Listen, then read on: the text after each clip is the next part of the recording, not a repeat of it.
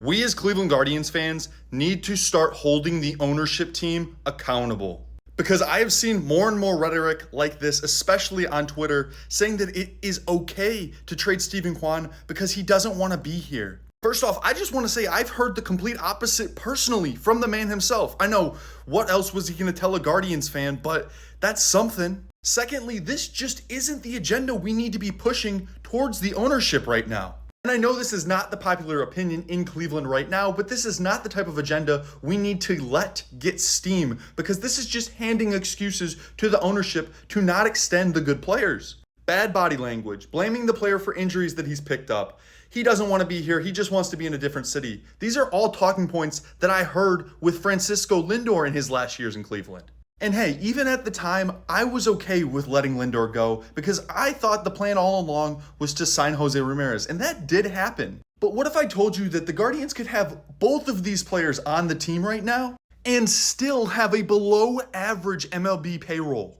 Guardians in 2025 all the way down in 25th with a $104 million payroll. If they had Francisco Lindor this year, he's getting paid $34 million. That would bump them up to a $138 million payroll and 20th in the league, right in between Detroit and Kansas City. And your rebuttal might be, well, the Guardians just aren't a high revenue team. They can't afford a payroll like that. In 2023, the Guardians earned $9 million more than the Detroit Tigers and $13 million more than the Kansas City Royals. So how are they able to afford that payroll and the Guardians aren't? But back to Steven Kwan. I am maybe the biggest Steven Kwan fan in the world. That is well documented on my TikTok account.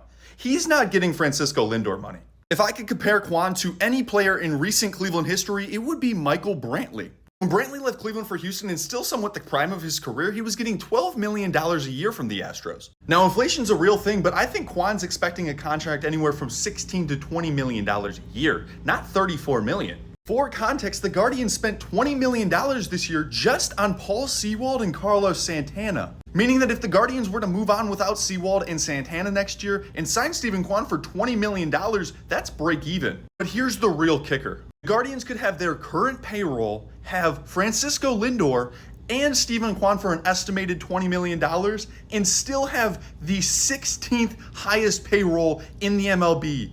To me, that should be an attainable salary for a competitive team like Cleveland. And to be honest, if you can't afford a pretty average MLB payroll, you probably shouldn't be owning an MLB team. From now on, we should not be accepting a Steven Kwan trade. We should be calling for the owners to pay the players what they deserve. And one last idea, maybe we should just start calling the owner broke if he can't afford Steven Kwan. Maybe he just don't got it like that.